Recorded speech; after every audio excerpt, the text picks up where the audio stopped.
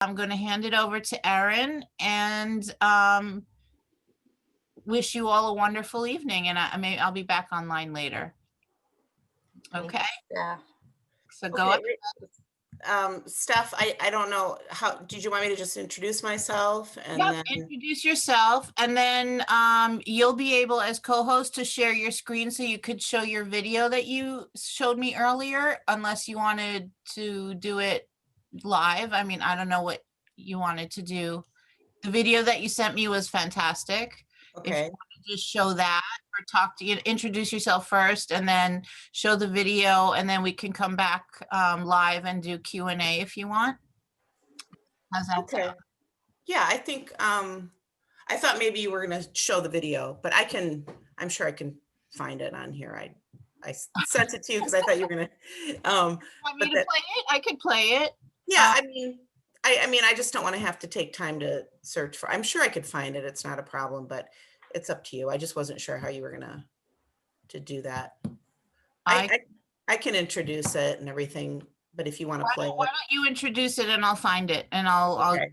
get it Okay, ready. great. Great, great. Okay. Okay, yeah.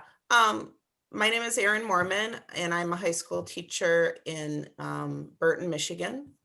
And I also teach an 8th grade art class.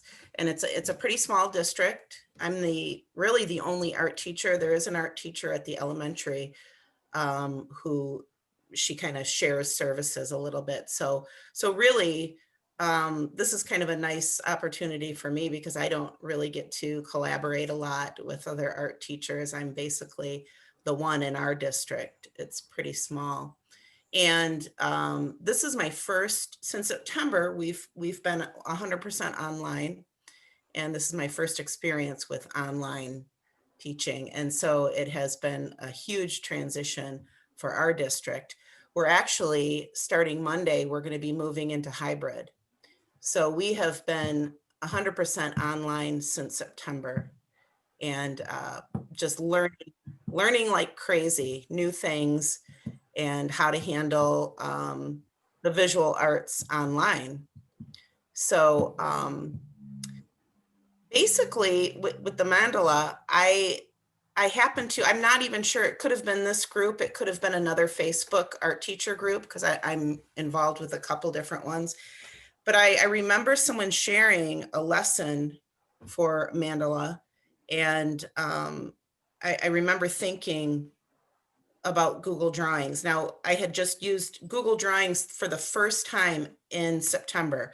It was my very first assignment for the students. I wanted to do something to kind of just as an intro to get creative and to get us all kind of on the same page. And so I had provided, when we had open house, I provided a bag full of some art supplies, and it included a mask, a cotton mask, and I wanted them to design their own mask. And so I decided, I was kind of playing around with Google Drawings. I wasn't familiar with it at all.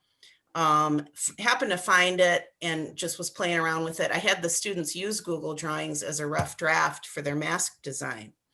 And so we kind of walked through it together. I was learning and they were learning. And that was the first time we used Google Drawings together. After that teacher, I can't even remember who it was, had shared that mandala design assignment lesson plan, I thought, and I can't remember what app they even used, but when I saw the artwork, I thought this is definitely something that can be done in Google Drawings very easily. I wasn't sure, how to handle it and everything. So I just went in there and kind of started creating my own mandala in Google Drawings and realized that this was extremely simple, and the outcome was just beautiful. You could kind of see from some of those examples that were posted in that Facebook post. Um, really simple steps that they could get, and obviously every single mandala came out different. So the opportunity for originality was just all there for this assignment, which was really nice.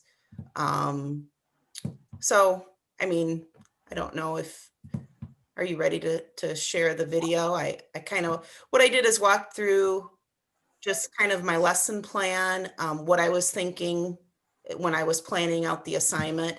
I've been doing, for the most part for online, we've been doing more assignments than I would normally do in the art room. I've been assigning things weekly, Yes. and it's worked out pretty well. I have had to extend some deadlines here and there depending on the assignment, but for the most part, we've been able to do weekly assignments, and I'm finding that I'm getting more done online than I would in the art room. Are you getting pretty good like turn-in rate too? Um, yeah, I am. We're just ending our first marking period, and I think for the most part, um, we did pretty well. I thought that it was pretty much the same as when we were in the classroom as far as the failing students. I usually average about 1 or 2 per class. My classes average about 20 to 25 students. And it was pretty much the same online. I was averaging maybe, depending on the class, but I think the most I had in my third hour was maybe like 3 failing students that just didn't participate. That's Um, very but good. yeah, it wasn't Really much good. different. Hmm. So I did find that I had to extend deadlines a little bit more, give a little bit of grace with turning things in. And obviously they want us to do everything we can to get the students to pass. But as far as participation, it has been pretty good. And we've done some really great assignments online. Um, I found with the high school students, they were pretty familiar with Google Classroom enough to drop their artwork in, take pictures. I told them that the best thing to do was to get the app on their phone. Once they got the app on the Google Classroom app on their phone, it was so easy for them to just take a shot of their artwork and plop it into Google Classroom. And I also taught them how to take good shots with good lighting and make sure that the surface is flat, all those things that you guys know can be a challenge. Because I try to pump them up with, like, I love to display your stuff. I want to share it with everybody. Make sure you're taking good photos so I can show everybody what we're doing, and they get excited about that. So they do their best with taking good shots of their artwork. I have to constantly remind mine. I did a lesson on how to do good photography of your work, and they still send me work that's like under the covers with no light, Oh and yeah. Yeah, it's like, I've had those. I had one student, he does it every time. I don't know where he's taken the shot, but his artwork always looks blue. It looks like it's like monochromatic. yeah. I don't know if it's like under some kind of a blue lamp. I don't, I've talked to him about it. It's funny, but yeah, it is a challenge. That must be nice though. You have the older ones because I have the opposite with K through 5, and then we're a Title I school, so it's like you maybe Oh, have 1 to 4 that actually did anything. yes, I know. I taught many years at a charter in Michigan, K through 8, Title I. And I can't imagine doing online with that It, grade level. That it has to was so be. fun. I've thought of elementary teachers many times during this online thing in Michigan. It started for us way back in the spring, so in March. Um, so yes, I can't imagine. And middle school, what I was going to say is that middle school has really struggled with Google Classroom and posting art. Um, I have about half the class able to do it. So I've been accepting emails and different ways just to get the work from them. I will pretty much accept, it's just one 8th grade class, so I can handle getting the emails and stuff like that. So, but yeah, so with this mandala, when I created the video that I posted on Facebook, that's the other thing I love about the app on my phone is I basically take screenshots of the artwork. I go into Google Classroom and I take some screenshots, I edit them and just create my videos that way. And that's why I tell them, I kind of tell them how I do it. And I'm like, make sure that you're taking good photos because and I show them what I'm doing with them and they understand it. So, Well, anytime you're ready, I'm ready to okay. play. Do you want me to push it forward at any point, like, or just start right at the very beginning for you? Um, Yeah, you could just start at the beginning. I don't think it's real long. Okay. So I'm going to screen share. Um, okay. And here we go. And I was asked to share the lesson for Can the everybody see digital this? mandala art Okay. that was posted recently. First was posted in Facebook. I had created a video to share just for people to see our project, and got a lot of positive response with that video. So I just wanted to kind of walk through my lesson and then take you into Google Drawings where we created the artwork, and just kind of show you how I was able to guide and direct my students to get started with this project. The first thing I want to say is that you can easily, you would have to kind of make this project your own, and you can add and delete certain things depending on how long you want the project to last. For me, this was just a 1-week project. I could have easily stretched it to a 2-week project by adding a couple steps. So that's totally up to you how you handle that.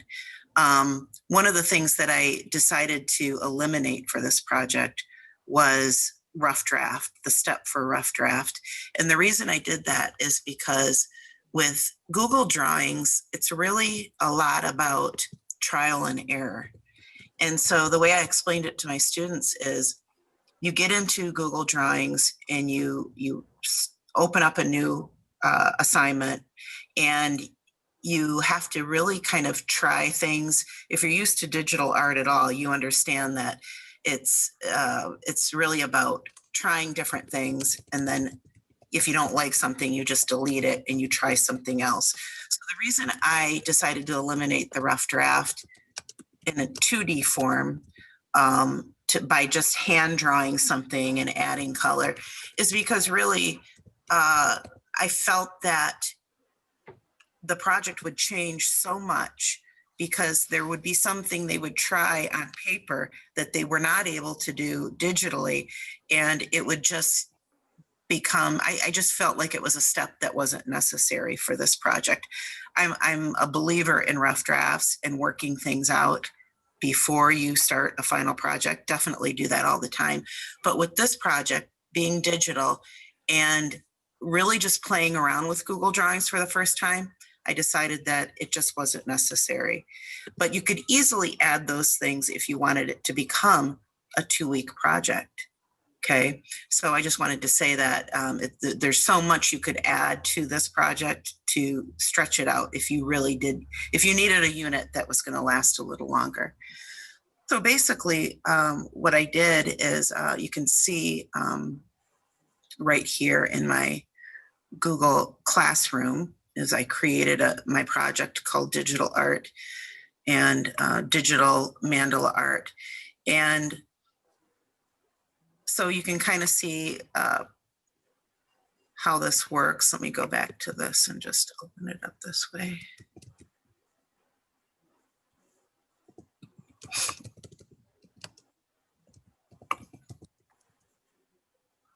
Okay.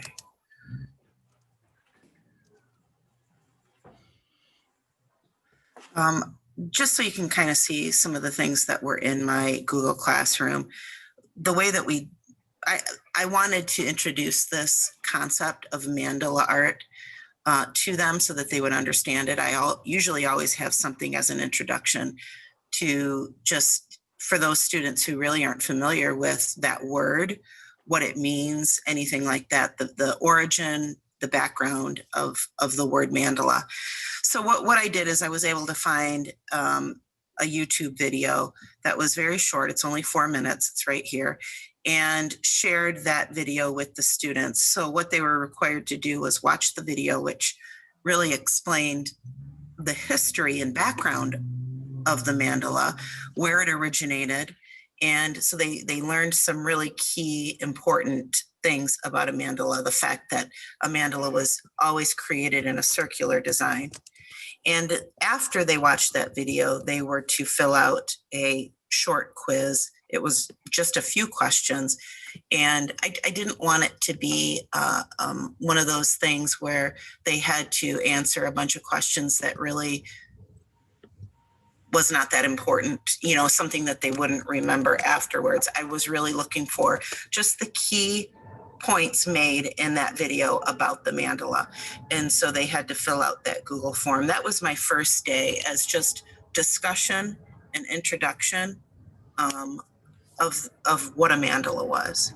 And then usually I always have art examples to look at so we can discuss those as a class. So I created an example page right here. You can see as a PDF, and had several different examples for them to look at. So to me, visual examples are very important when you're introducing an assignment. I'm a very visual person, and I remember when I was a student, I really struggled with verbal explanations of projects. I just couldn't, I would get lost in the third, fourth step. So visual examples were very important for me. And I know it's important for a lot of students to be able to see, oh, that's what we're talking about, and that's how that works. So I always like to have that type of visual example. And then I created a video. I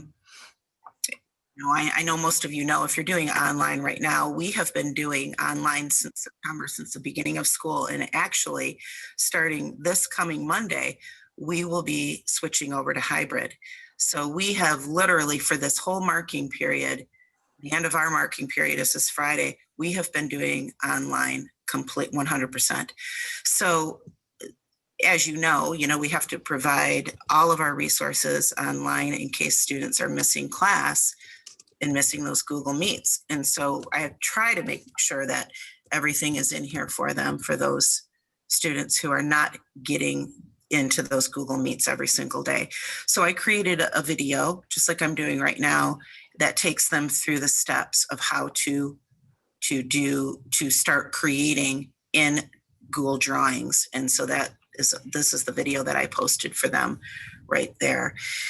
And I also include some instructions in this assignment that's posted, along with key, I guess, some words that I want them to kind of grasp onto and understand, so that as we're talking about it as a class, they understand what symmetry means and balance. And those are key points of mandala. And so we talk about those important parts of creating a mandala. Symmetry, what does that mean? Balance. And the other thing that I required for this assignment was a limited palette, because as you know, that some students will go so far out with a dozen different colors for their design. And so we talked about that, like using a limited palette. So they were required to choose 4 colors only for this assignment. And I allowed, because of the palette that is offered in Google Drawings, I allowed certain variations of value. So if they were using a dark blue and there was a lighter blue in the palette, and there is for Google Drawings, I allowed that to be, that they could use like a value, a lighter value of the color one of the colors that they chose. So that was an option for them. So basically, that we start with a circular design always. I told them that they had to choose 4 colors for their limited palette. And then I kind of let them go with it, and this is, to be honest, we don't do much digital art. And I teach, I forgot to mention that I do teach, I'm a high school art teacher, and I also teach 8th grade art. So 1 middle school class, and the rest of my day is high school. We don't have much to work with for digital art. So I've just kind of been praising some of the things that Google offers art educators lately, and just being able to use Google Drawings. The first time I even discovered it was the beginning of the year for online art. And I had an assignment, and I had them do a rough draft in Google Drawings after I kind of played around with it, and realized that it was actually when I think it was a teacher from this group maybe had posted something about a mandala design assignment, and it kind of clicked, and I thought, we can do a mandala in Google Drawings easily. And so I did one myself and realized that this is really going to be possible for all my students at every level. So it was just, I really do enjoy having that. And so this is our opportunity to do digital art. I know that there was an article posted in the Art of Education. If you are checking out those resources on the Art of Ed, they had an article on all of the wonderful art apps that are available for Chromebooks. And so there are several things that are available. Of course, we have to, for us, our administration has to approve any apps that are added.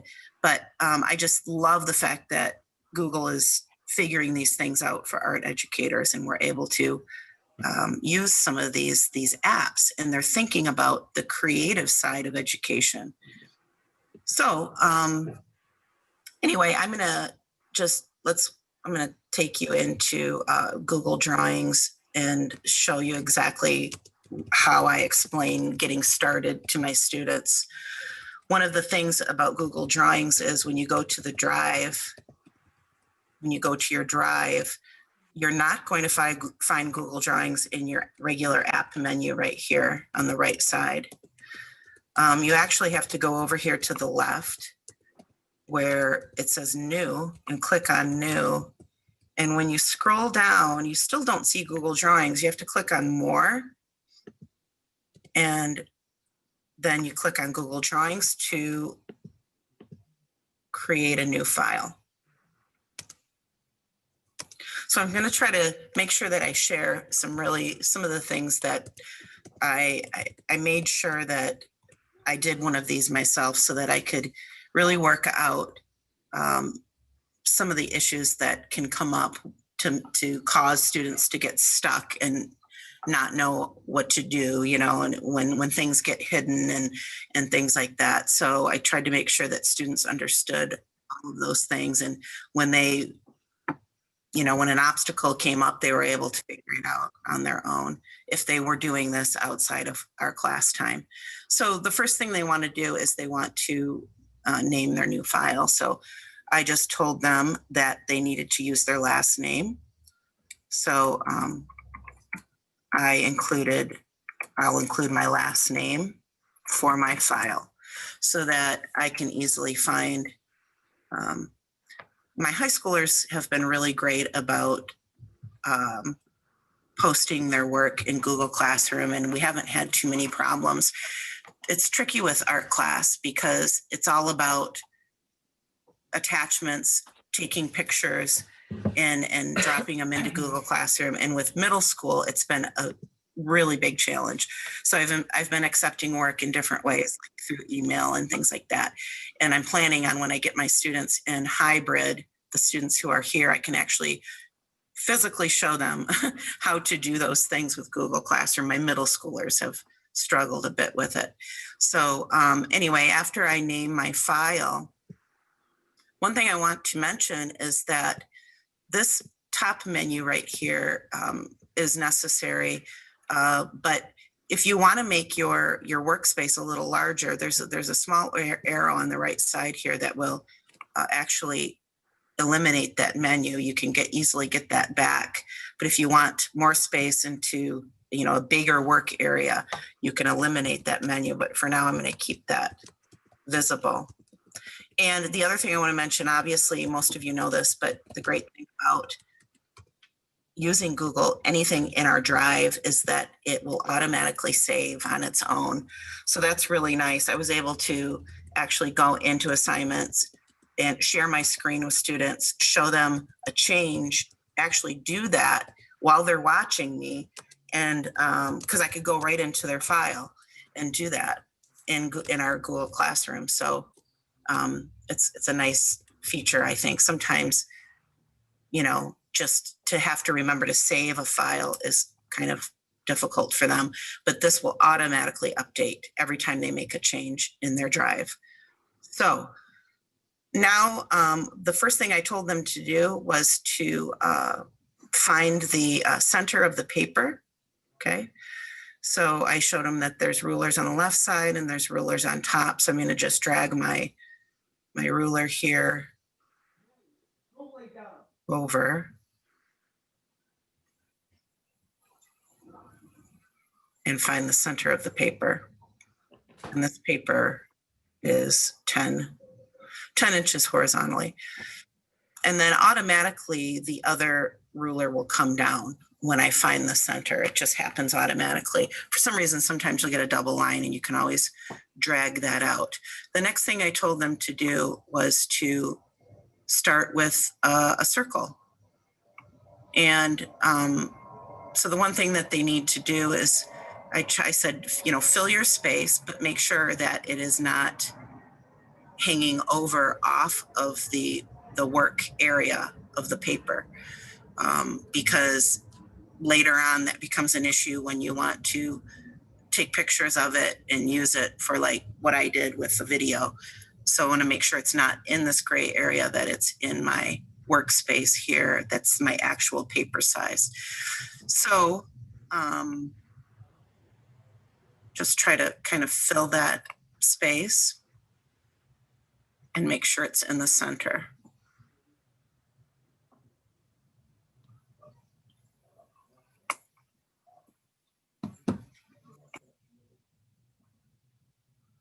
Okay. And then I told them to start off with a transparent circle. You can see up here in my menu, I have a lot of choices. If students are completely new to Google Drawings, you'll have to explain what each one of these is for. Most of them know, because the thing about Google is everything's very similar in Google Docs and Google Slides. And so these menus they're all pretty familiar with them already. But if it's younger students, you can always explain exactly what each icon means. But right here, I can choose transparent to get my transparent circle. So the next thing I told them was that they need to start in the center and work out when they're designing.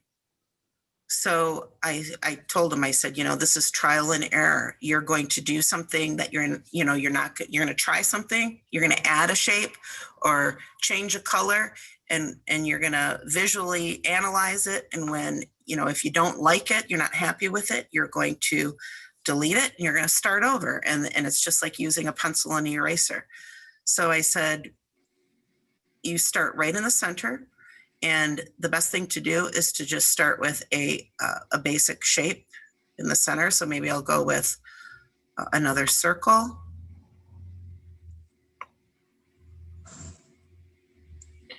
And I tried to stress the fact that this will take some time, that they have to be patient. I want to just pause that for 1 second. I had mentioned to Erin earlier that if you hold the shift key down while you're drawing any shape, it keeps it perfectly, if it's a circle, perfectly round. If it's a square, perfectly square. If you want to distort the shape, then you let go of the shift key. I'm not sure how many people know that, but that's just a little tip that I picked up along the way. Okay. Because it's not going to happen. It's going to be time consuming as they work this all out. Okay, that's not what I want to do. I want to move this. Okay. And for my design, I went with some of the colors that I enjoy working with. I explained to them I like to use, for like a 4-color design, I would choose a palette of gray, black, red, and white. So I showed them where to find their color palettes. And I also said that they could actually, if they want to just write, some of them did this, but just make their list, color palette.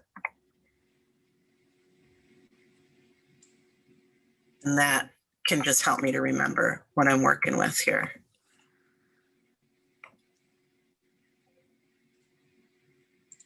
So I'll start with a black, and then I'm going to add another shape.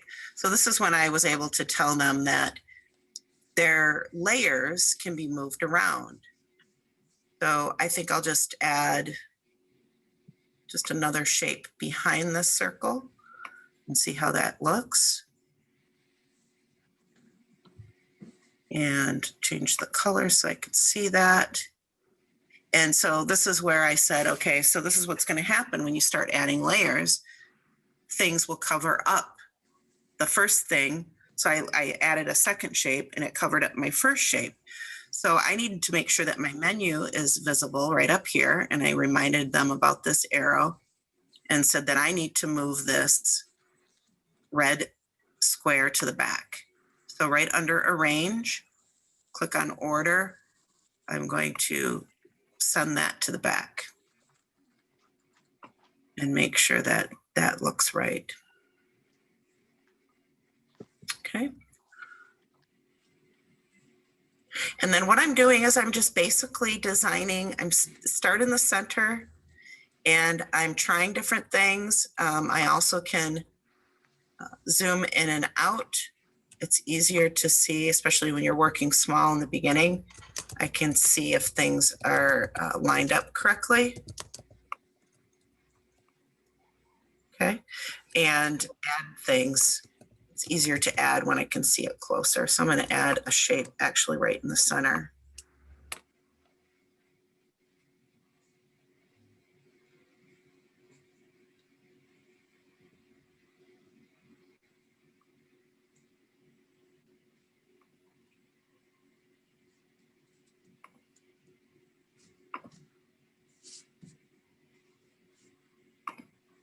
And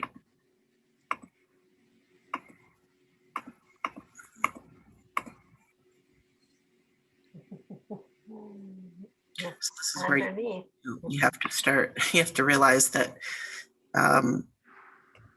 you might have to keep moving things back. And I told them that when you're trying to, let me just see. Trackpad. So even my transparent circle, I need to move to the back.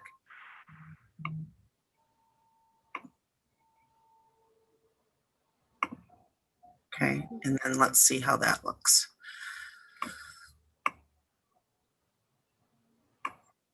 Yeah.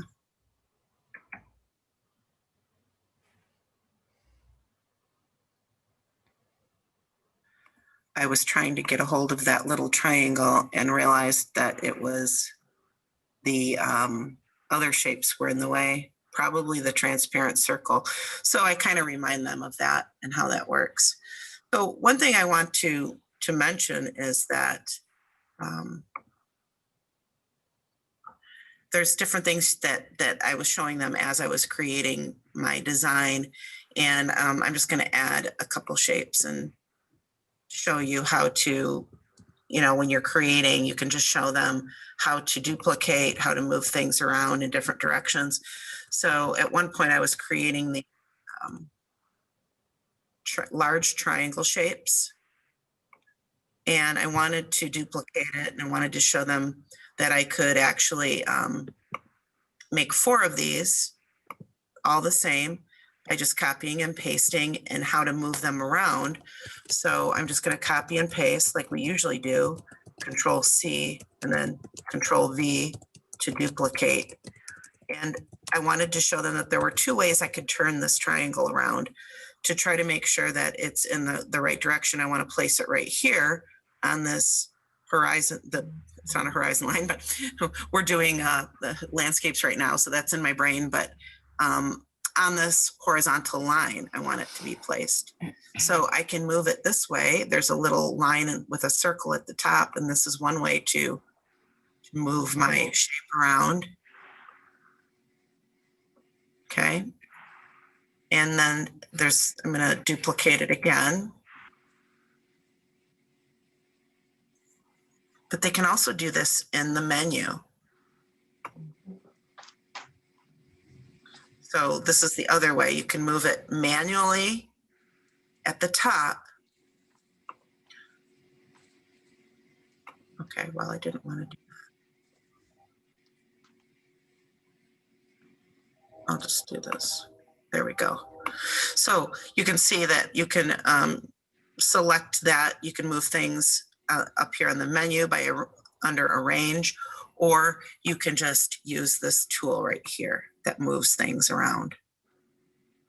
These guys are pretty smart, and if they're patient, they figure these things out on their own. And some of them really did well with this assignment, and others, I think, you know, I'm sure most of you know this, but some students just do great with digital art, and others, it's just not their thing. They'd rather just draw and paint.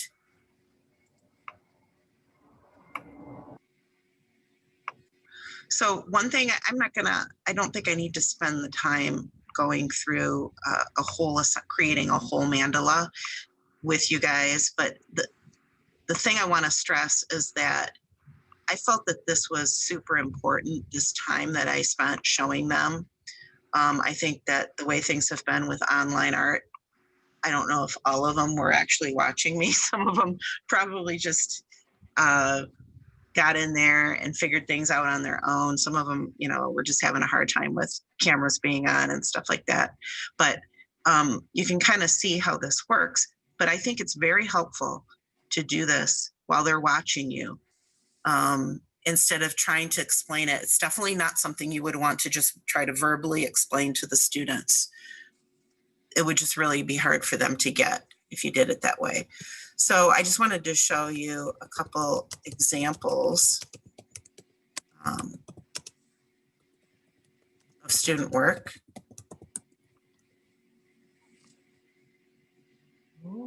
This one is very busy. But you can see all of these were very successful, keeping in mind symmetry and balance. So we talked a lot about what that means, that something on this side, you should make sure that you're doing it on this side as well. This is another one I thought was really beautiful. You can kind of see how this works with the palettes. I think he has probably one extra color, but he has some different values of the blue. He also has a couple values of red. He used a burgundy. He has this blue, this light red, regular red. 1, 2, 3, 4. I guess you could say he might have 5 different colors on his palette, but it seems to be working. The colors work well together. I don't usually take points off for something that's that close with that variety. This is another beautiful example I thought was very successful. So yeah, something like this that is just basically all shapes. They really turned out nice.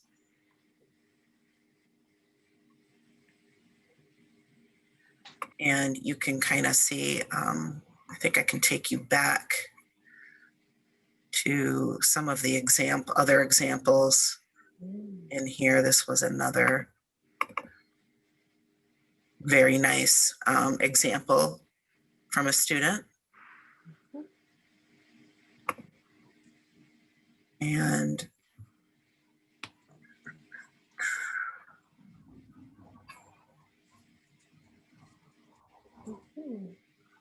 these were all my classroom. So I have 4 high school classes, and so these were the different Google drawings that I had created during class as I was showing them how to do it. I stuck with my palette, but you can see how they kind of came out different as I was showing students how to get started.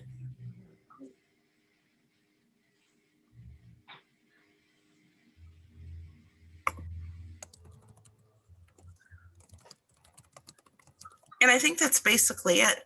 I'm sure I didn't cover everything. I did post on the Facebook group original post that I made with the video. I did post a Google Doc that had all the links in it and instructions. If anyone's interested in that, I did provide that doc, and so it has every single link. Everything I provided to the students is in that doc. And of course, I'm sure that there'll be some questions I can answer tomorrow evening when we're together. But I just kind of wanted to walk through exactly just how to get started, I guess, in creating the mandala, and just really stress the importance of doing this right in front of the students as they watch you and creating a mandala.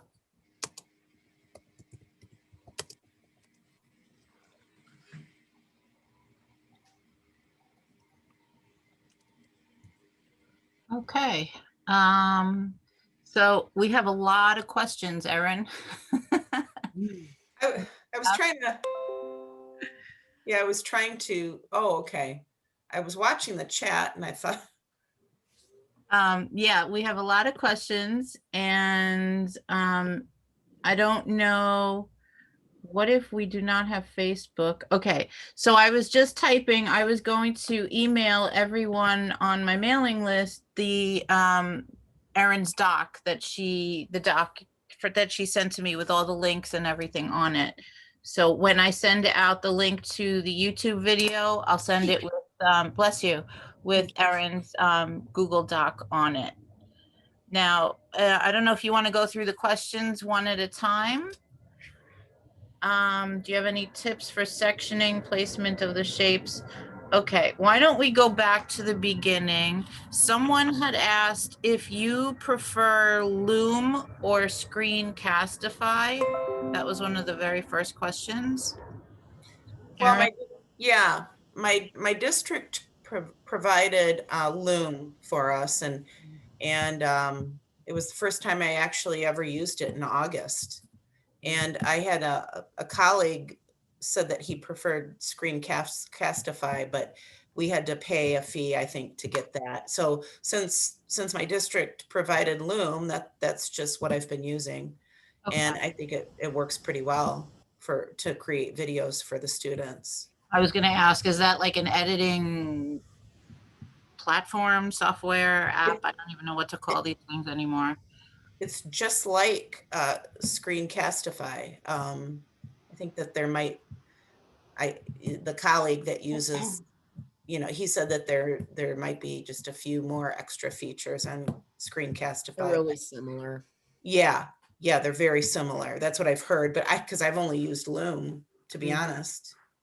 That's what we were too, I- until they told us our district had to use Loom. Yeah, they do prefer that we use Loom. That's what they provided us with. So. Okay. The next question, can you lock the guides in Google Drawings? I know you can do that in Adobe. I don't know Google Drawings enough to answer that question. Does anybody know that? Yeah, I don't know either. I mean, I told you, but my background is I'm a Mac user, and when I first started using that Google Drawings, I was pleasantly surprised at how easy it was to use, coming from something, it reminded me a lot of an Apple, an app. But as far as the guides, I'm not real sure about that. I did notice that they do snap in pretty easily. Like if you try to place something, and it'll just snap right into the guides and stay there. So I don't know if that was part of the question, but when I move shapes around and I put them, plop them right on the guides, they seem to snap right into place. So it's very similar to something like, Illustrator, Photoshop. When I actually last week tried to do a sample and do one of my own, and I noticed that once you put the guides down, if you click on the guide by accident when you're trying to move a shape, the guides will move. So I don't know if there's a locking option for guides. Yeah, I'm not sure either. Yeah, so that might get frustrating. I guess it's a trial and error for all of us. It is. And, even when I'm doing it and things are moving around, but I think that's what's great about doing it in front of the kids, sharing the screen, and doing it while they're watching me, you know, and then they can ask questions, and they also, you know, and I'm honest with them. I'm like, you know, I'm just starting to use this. But so when they see me make these little mistakes, or if I'm trying to make sure that something's, you know, I got to send something to the back so I could see the other shape. And as I'm doing these things, that's helping them to, you know, prepare them to be successful in it. And so that's why I was just stressing the importance of creating one. And I didn't take, obviously you could tell by my Google Drive, I didn't spend the whole time creating a whole mandala in front of them, Right. because they get anxious and then they're like checking out and turning their camera off and disappearing. But I wanted them to just know how to get started. What I knew, once they got their hands in there, they were gonna, you can see what they created. I mean, some of them were just amazing what they came up with. They And really, yeah, and I do believe that it does take some patience. Someone asked a question about students with ADHD and the ones that aren't patient. I did exempt a couple of my special ed students, because I found that, and I'm finding this with most of my lessons online, that a couple of them are really struggling with the fact that I'm not with them, physically with them, helping them, you know, showing them how to, and keeping them on track. And so I ended up, one of my special ed students she did the assignment because she uses a tablet all the time. So she's very proficient with a tablet. She didn't use Google Drawings. I let her use her tablet because she just creates like crazy on her tablet. So she did it that way. And then a couple other students, I exempted them. One student just created a mandala on a piece of paper.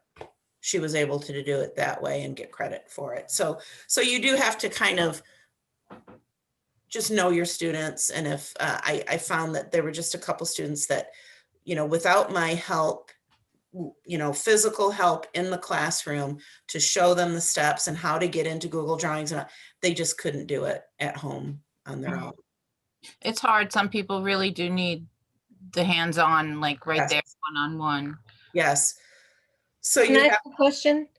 Yeah, I was the one that asked that question. I could no more do this lesson. Like in 5 minutes, I felt like I was going to scream out of my soul. I just cannot. I'm not a computer person like that, and of course, I'm teaching on computer and everything now. But is it possible at high school level that if this is too challenging, like an accommodation could be, okay, make a mandala, but use different things in your house, or make a mandala with different kinds of paper, tissue paper, toilet paper, paper towel, you know, copy paper. Like, is there a way that there could be an accommodation with other materials? Because I know high school's pretty rigid, you know, you got to learn how to do what the teacher's teaching. But if a kid can't deal with this, isn't kind of the purpose of our career to be support creativity? So is it possible that kids could do it in other medium?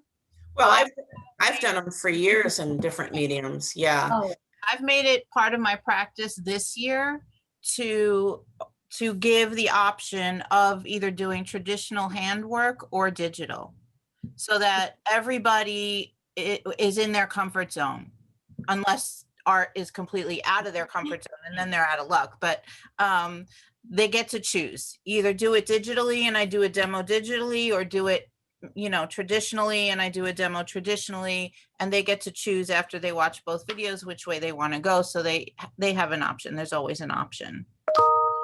I think we have to be open-minded and be able to adapt, you know. Yeah. Don't make it scary for everybody. There has to be a way to, you know, back it up and make it more approachable for every kid. I really like the mandala lesson because I do this with my upper elementary kids. And instead of doing it digitally, which this is great, this is something I want to try with them now. This will be a great remote day lesson.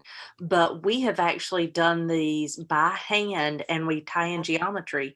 So I taught the entire fourth grade geometry section last year through creating mandalas.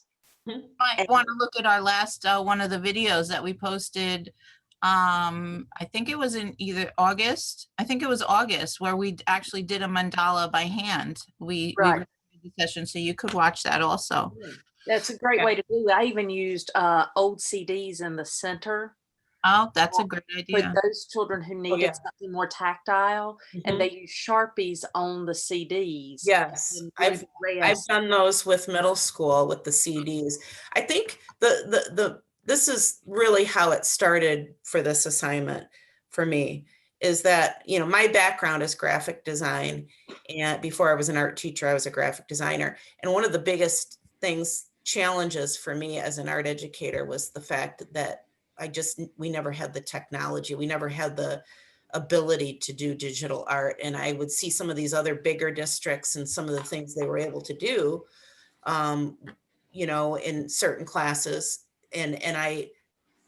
So when I figured out, you know, this Google Drawings and how great it was as far as like creating, I was trying to think of, it kind of started this way. It didn't start as like the mandala as a lesson plan. It was more like, what can I do in Google Drawings that students could be successful with, but use this. So I'm trying to say that the whole purpose of this lesson plan was just so we could get into Google Drawings. Like I really wanted them to experience this.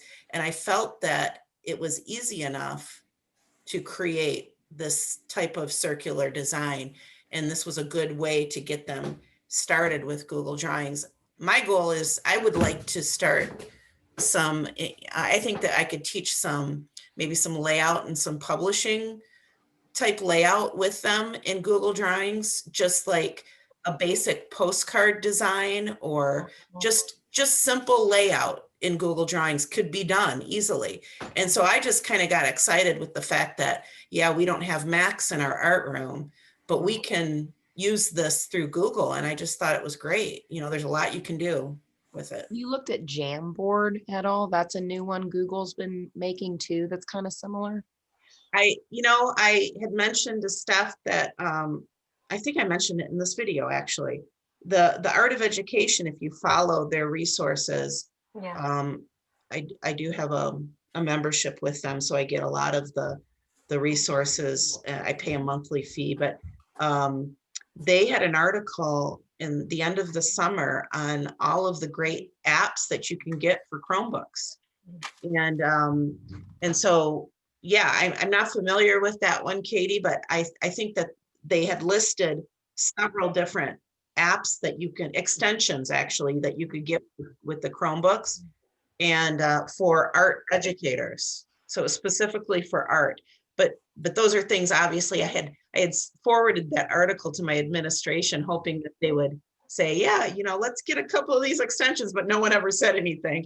So I'm kind of right now, I'm just doing this Google Drawings thing, but I would like to look into some of those extensions for art. Yeah, definitely. Can I go on with a couple more questions I saw? Somebody asked if this was actually available on an iPad. I think if you have access to Google, you should have it. So the great thing about Google is that this is all connected to our Drive. This is all part of our Drive. It's if you have a Gmail address, if you have a Gmail, then you have Google Drawings. So that's what's nice about it, is that this is all through our school Gmail. And the other great thing I think about it is that when the students are creating, I told the students this, when they are creating in Google Drawings, you're probably familiar with, you know, with how Google Docs work and Google Slides. Sorry. As they're creating, the drive is updating and saving their work. So they don't have to worry about saving or anything like that. It automatically saves. Google. It automatically saves in their Google Drive. So they don't have to worry about their file getting lost or they're not saving their work. It's always updating if you're familiar with Google Drive. Yeah, so we're on iPads at my school, and I was doing this through my MacBook as you were presenting because I need to do as I listen. And I was playing around on the iPad too, but unfortunately, I don't think we have access to Google Drawings. It doesn't, because I just looked myself. It'll save to your Google Drive. And the kids can probably look at it and do it on a Chromebook or a computer. But as far as working on Google Drawings with an iPad, it doesn't look like it's an option. Right, because actually the one I created on the Chromebook, when I open it up on my iPad, it now saved it as a document, so. Oh, really? Okay. Oh, Could that's just be a thing with horrible. tech. Huh. It's probably because they want to promote Adobe products like Illustrator or Photoshop rather than, and then there's that Create, that's an Apple product. I Create Pro or Procreate, something like that. I think it's Procreate, which is a $10 extension for Apple products. Well, Okay. that's problematic for DOE schools because Right. they're giving out both. Right. And if one has access and one does not, there goes the whole equity thing all over again. Why are you limiting one when the other is not? I ran into that with a font issue. Oh, yes. Yeah, you can download 1 million fonts on PCs, but you cannot download any fonts other than what's pre-installed on the iPads. And so how are they supposed to, do creative art projects without the additional font options? And why limit half of it's just so. Yeah. If you have slides, though, you can download Google Slides on the iPad, and with the same theory of using the shapes that she showed, you could do a mandala in the Google Slides. Yeah, they pretty much work all the same way. Right, but if they don't have Google Drawing and you wanted to do this, you would Uh-huh. use the same techniques on a slide instead of Google Draw. That's true. That's true. Somebody mentioned also, asked if you could just do a quadrant, design an entire quadrant and then copy and paste it and, reflect it all the way around. That's another way of showing symmetry. And another aspect of it, if that was me, because I did a similar project. It wasn't a mandala, but it was just a symmetrical design. And the kids, we worked with one quadrant, and then we used graphite transfer paper, and we were able to, transfer the design. We were rotating it. So I think this might be great for kids who are challenged with, trying to, do so much detail. If they can do one quadrant and then they group it, they can rotate. I was a graphic designer too. So I'm excited because it's something, it's not perfect, but it's, it is something. yeah, That's what my attitude was about it. Like I was super excited to figure, because you feel like that's part of it's like there's a missing piece in the puzzle sometimes in art education when you can't do digital. Right. Like, you want, your heart is there, you want to do it, you just don't have the technology, and it's frustrating. Right. So I never had access to, the computers. I found in the schools that I've worked in, it was always, prioritized for ELA or math. Yes, So, and that exactly. So and now I'm like, it's a blessing in disguise in a weird way. So now I'm excited. I mean, I just started using Google Drawing as well. Yeah. And that's how it was at my school too. We only had a certain amount of Chrome carts in our building. And so it was the same thing. So I guess the quarantine kind of, that was a part of a blessing, is that everybody got everyone got a Chromebook. And so all of a sudden, and they're going to be keeping these Chromebooks because we ended up with a grant. I'm sure a lot of other schools did, but so we got a grant and everybody ended up with a Chromebook. And so we can keep doing this. So yeah, it's great. Yeah, that's great. Thank you. A K-5 teacher and was on our tech committee as we were proposing a new tech plan. We were moving to one-to-one long before this remote. And I fought tooth and nail, and literally 3 weeks before we were kicked out with the pandemic, I was gifted a grant and had iPad Pros for all of our elementary buildings. wow. So I'm excited to see this and see if I can figure out things to do, because they were brand new. We barely even opened them. Oh, wow. Well, with an iPad Pro, there's definitely, I'm sure that you'll probably find some great things with with the apps that you can use for, that's something very similar. I just found that Google Drawings was just super user friendly and I think easy to navigate for students. Erin, do you use do you create anything more than just with geometric shapes? Because I know that that's kind of limited. I use that a lot when I was working with Word, just because I didn't have access to anything else for years ago, because I didn't want to get into Adobe Photoshop and Illustrator that much. I mean, I have the basic understanding of it, but any kind of free drawing at all with Google Draw? Or is it just shapes that are layered, you know, layered on? There are some free, I guess it's kind of, it's in the menu for different types of lines.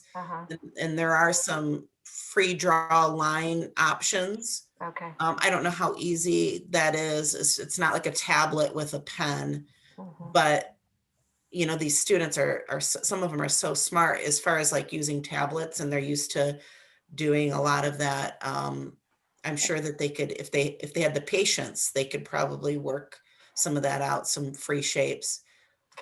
Mostly we worked with just lines and the geometric shapes for this assignment. I would have to kind of investigate more and spend some time in it. But like I said, I would like to do some, teach them some layout design. And I think we could probably pull that off in Google Drawings, because, you know, with importing images and text, you know, talking about font styles and headlines and subheads and all those things. And so I'd like to do a lesson that focuses a little bit on that. Does anyone know a silkscreen effect app for students? I don't know. What do you mean by silkscreen, Nancy? What I mean is, sorry, I'm making a Google. If I want the kids to be able to, I hope I don't go back. I'm one of those teachers. I'm 62. I've had pneumonia twice. I take care of my daughter. I do not want to go back. I teach little kids, so it's kind of okay because I go in and out of schools. But anyway, what I'm looking for is, you know, when you do a silk screen, how just like the kids now on their Chromebooks, they can do that, the graffiti writing. They love it, right? So how can we teach them how to do silk screen? Isn't there an app that you can pretend to cut out shapes and put it on a piece of fabric or something, and then put a dabble or two of silk screen ink, and then squeegee, sorry, I can't recall vocab, squeegee the ink that you could do, but on a computer, you know? Like, how can you push a button, you know, like we do now with changing colors and changing fonts and filling in the background, filling in the foreground? How can I do that, but have the kids be able to understand the concept of silkscreen, you know, where you have an image that's, when you print it, you pick it up and you see the image shape because the colors around it, you know? I don't think there's a digital thing for that, because it's a tactile, physical experience. You have to actually print. I don't know that there's like a simulated Simulate. screen app.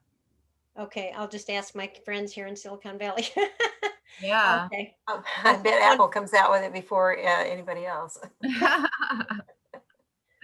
Someone asked about specific requirements about the finished project, and basically I gave them the requirements for their palette, and I didn't really give them, I mean, it was so straightforward with the starting with the circle. It was really just, it had to be symmetrical and it had to be a 4-color design. And that was really the instructions that I gave them for this. So I don't know. I think that Is there a way, I noticed when you were scrolling through your drive, not that I was peeking in your stuff. you know, I was thinking you guys were seeing all the stuff in my drive. Yeah. You had a mandala with gradients in it. Can we do that in Google Drawings? You know, I think, yes, I think you can. Yes, you can. I did not do it, but I had some students who did it. Now you might have saw something that was done on a tablet. I allowed a couple of my advanced art students to use tablets. Uh-huh. And they created a little bit more advanced art. And so for them, there were just a couple of them, they used tablets. But I know for a fact, I had a couple students turn an assignment in that had gradients. And I did not try it myself in Google Drawings, but yes, you can do that. When you pick a color, Color it'll be- menu, yeah, yes. That's an option under the colors, the gradients. Okay, great. I'm pretty sure, yes. What else did somebody ask? Oh, somebody mentioned that there's a tip that if you draw a circle and then go to the line tool, who said that? That you can automatically I did. dissect it? Oh, you did? Can you want to share that with us Sure. I just have to, to give you permissions? yeah. Okay. So you are co-host. There you go. Hold on. So I was playing around with it, and I think that's the one. Yep. If you like the tip you gave where you hold the shift, it'll keep the circle a circle and not be an oval. It should do it. Maybe I wasn't holding it. But when you hit the line tool and you Yeah. scroll over it, it'll give you markers. So you could have more sections than the 4. I did one with 6, and I actually think it's I like the 4 better because this was too much for me and I was playing with it, and I did exactly what I think it was Tracy said, where I made one section, and if you hold shift, you can like click all of them and duplicate it, Control D, but it was too much. It was too many sections. So how did you do the markers? Sorry. It'll give you the markers, and it should be on the line tool. Uh-huh. Wait, click the line. I can just drag it straight across and it'll stay. Ah. So then I don't have and I mean, I could make the line probably go off the circle, but it just marks it for me. Can you change the number of markers, or it's an automatic? I don't think you can do more than this. I don't know, but you don't have to do all of them. So if I click on, like, if I wanted to just keep the 4, I could just do that. Oh, okay. Thank you. That's pretty cool. But like I said, I think when you have too many shapes like I had, it became a lot. And I really liked the tips she was doing with the layering and arranging. That seems like it would be a lot easier to handle. I find, even when I taught this to younger students, just on paper, I always told them to start in the center and design out. I think that helps them with the symmetry. Yeah. Keep it symmetrical, because I feel like, I just explained to them that it just makes it, if you just stick with designing that way and starting right in the center, and then it's like spreading out, you don't have to think too much about the symmetry, it just happens. So. I loved this. Thank you so much, because I have been doing mandalas by hand for almost 15 years. So being able to translate something that I'm crazy about into digital world so that the kids can appreciate it and have them be able to translate it, from manual to digital, and be able to jump back and forth and make the relationships between the tools is a great thing. Thank you. Sure. This was awesome. It was one of those things that just kind of happened, like one of those surprise lessons that you end up just loving, so it was fun. Thank you so much, Erin, for doing this for us. If you come up with any other amazing ideas, we'd love to have you back anytime you want. Okay. Always, Great. always looking for volunteers. Our next session, I actually have booked a session with a gentleman, and I can't remember his name right now, but he's going to be doing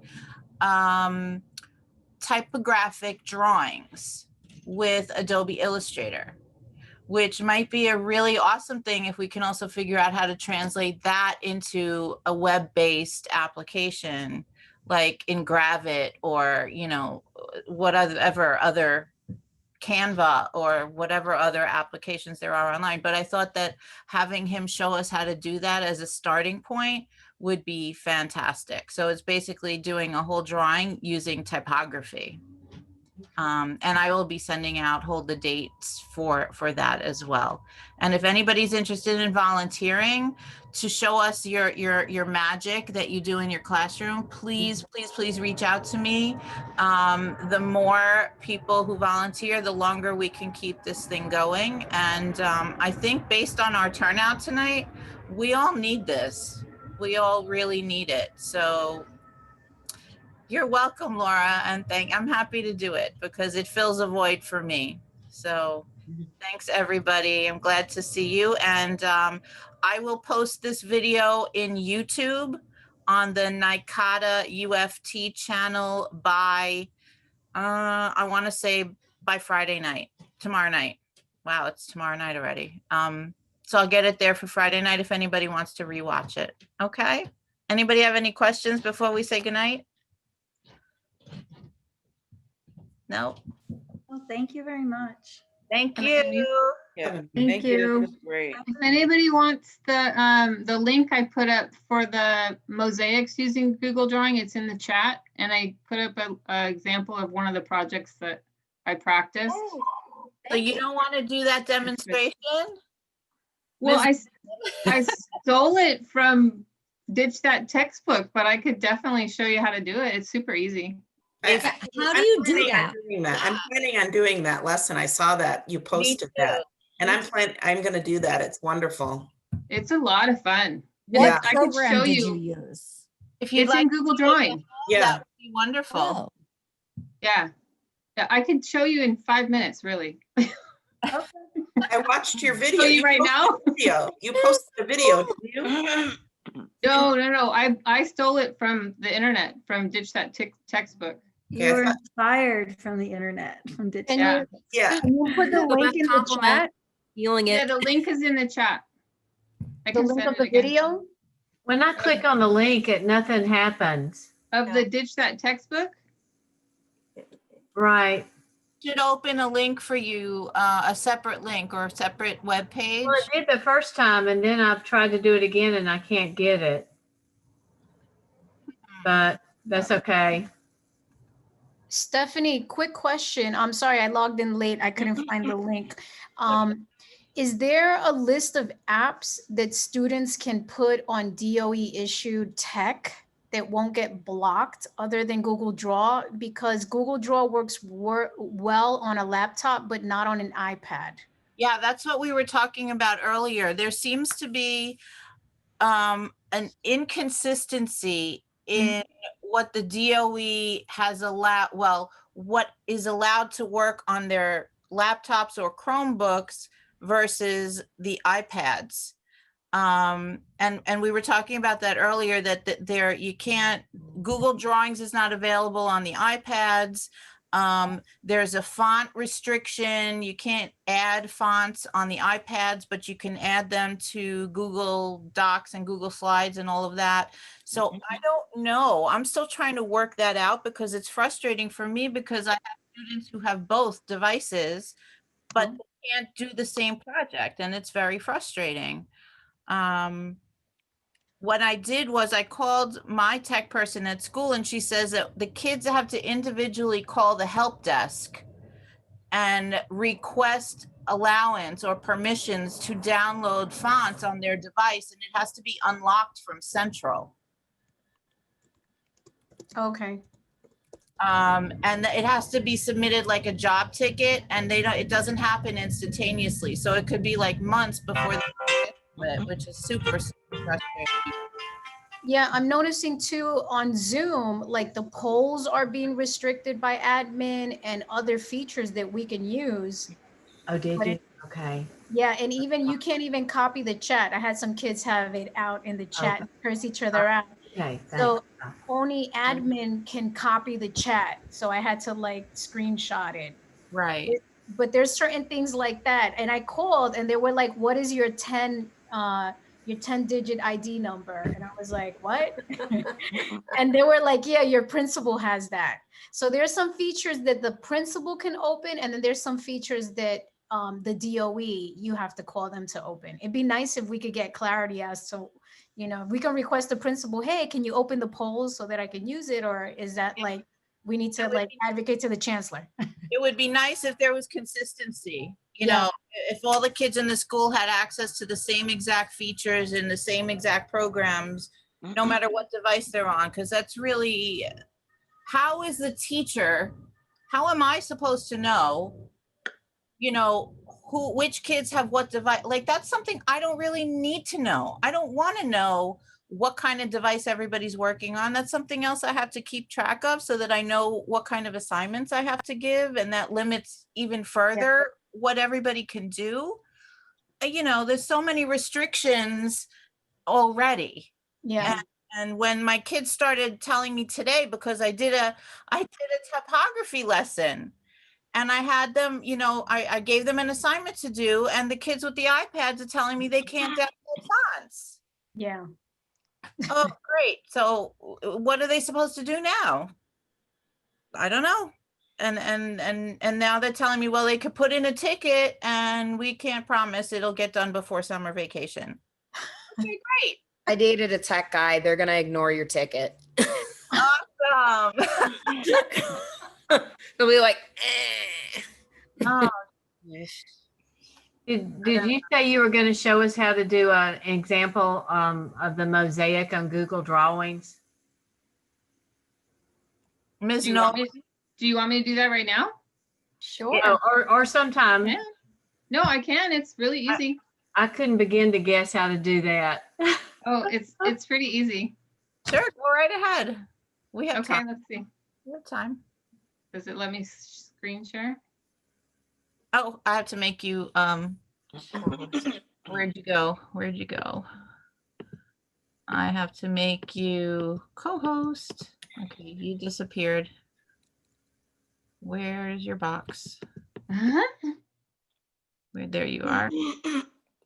Now you disappeared again. Oh my gosh. yay, technology. Yeah, right. Okay, there you go. Now you're co-host. Okay. Lay it on us. Let's see. All right, so you would start a new file, and I will so I put the picture. Wait, you got the picture You down. have the screen share. You got to screen share first. It's not doing that? Nope. Down at the bottom and the green. Yeah, I know I did that, but maybe it's not. Are you on an iPad? Ask you. Oh, here, let's try this one. Yay! All right. Okay. So what you're gonna do first, I don't know if I can do, let's see, I can just copy this picture and do a new one. I'll start a new page. Drawing. And I'm gonna put the picture down.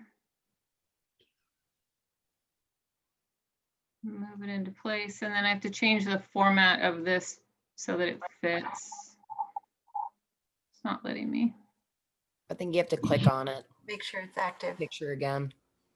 Click It's on your- slow when you're on Zoom for some reason. Lag. Yeah, let's see. And I usually at work I have a dual screen, and this is hard with just one. Well, you get the idea. So you're gonna put a background down first. Let's see, it's been a while since I've done this. You're gonna make a box first, the size of your picture, and turn it black. It's super slow here. on, where's my box? There's a box. We'll make it black. And then I'm going to put it behind the picture. Come on.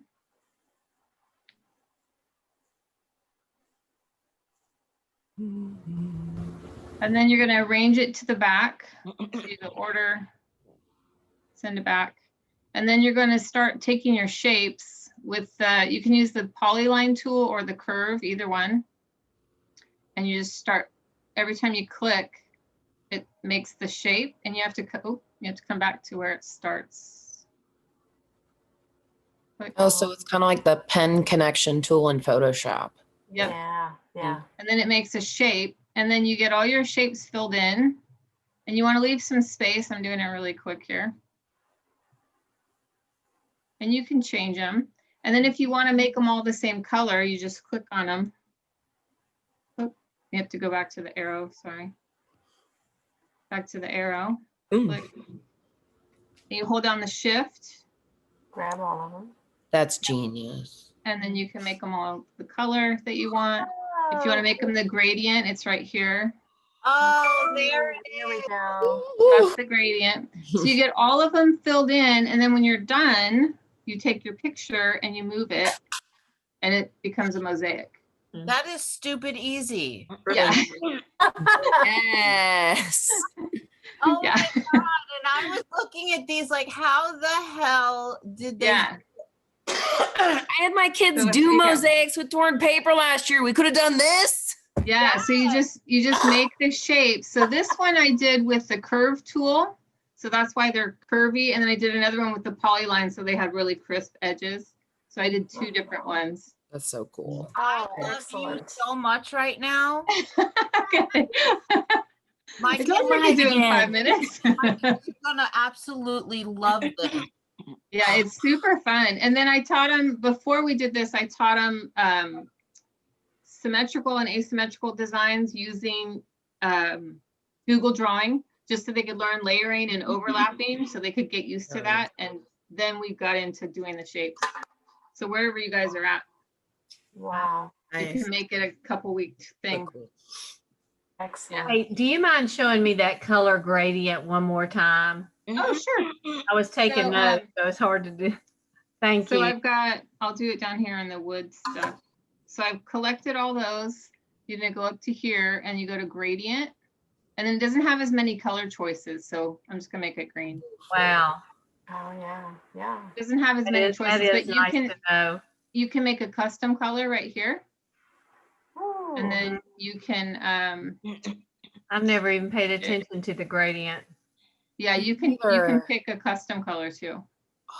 It Yeah. looks like you can change where the gradient hits in the Mhm. shape. Yeah, so this is like greenish on one side and then the brown. So you can play with that. Painting major art is so How to helpful. grab more than one, you click on it and then you click shift and then you keep clicking and it opens up the boxes. Mm. You can click on as many as you want. Excellent. And then you change the color for all of them. Excellent. Yeah, pretty fun. That's great. Wow. Thank you. Yeah, Thank you got- you. you got 2 little classes in one. Google Drive. well worth Google it. Drawing. Yeah. If you ever worked in Gravit online, it's kind of like Adobe Illustrator. I just did a project with my kids for Elements and Principles, and I did a digital color sampler after we learned the color wheel.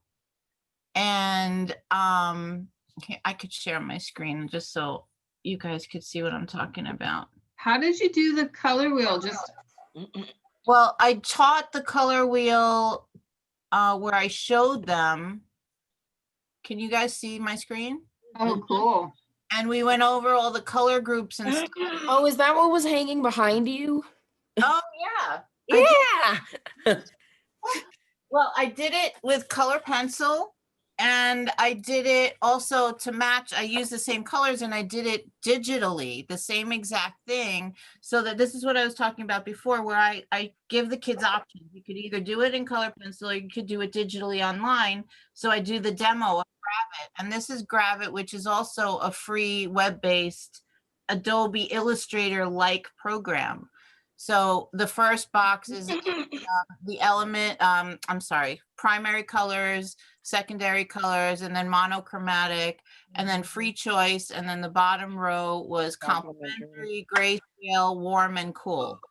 And they had choice in some of them, and others they didn't have choice. You obviously have to use the right primary, secondary, but they learned how to mix colors with pencil, or they learned how to find the colors, you know, in the application. So that was really cool, and the kids loved it. The kids loved it no matter which way they did it.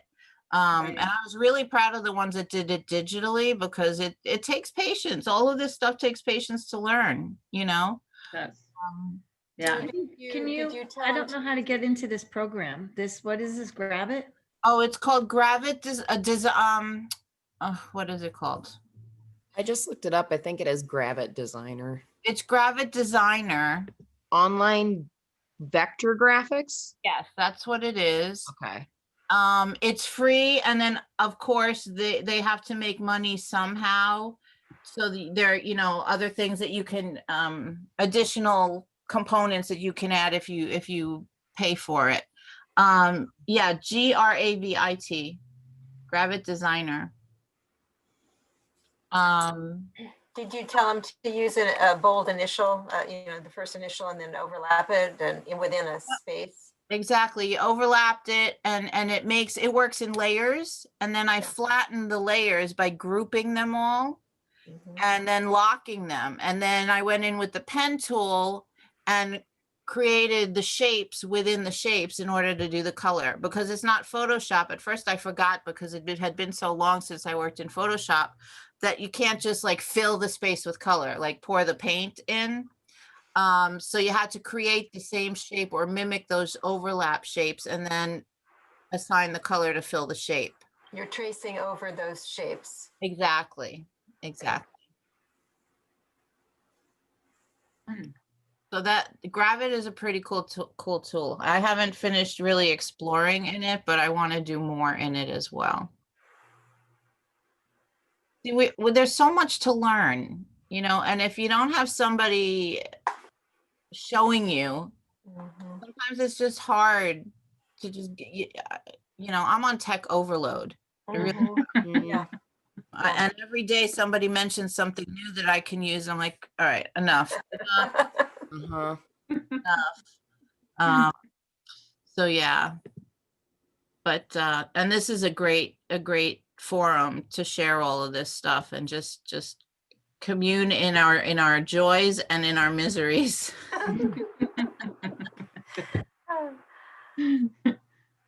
So Well, thank you, everyone. I appreciate it. I learned a lot. Now I need to go use it before I forget it.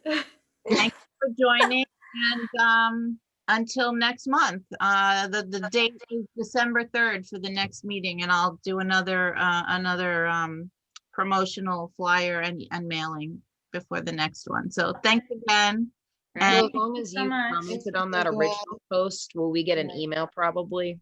if you're on my mailing list, you'll get an email, and I post it on all Facebook groups that I'm in as well. Yes. Thanks, Steph. Thank Thank you, you. everybody. Thanks for doing this. All Bye, right. everyone.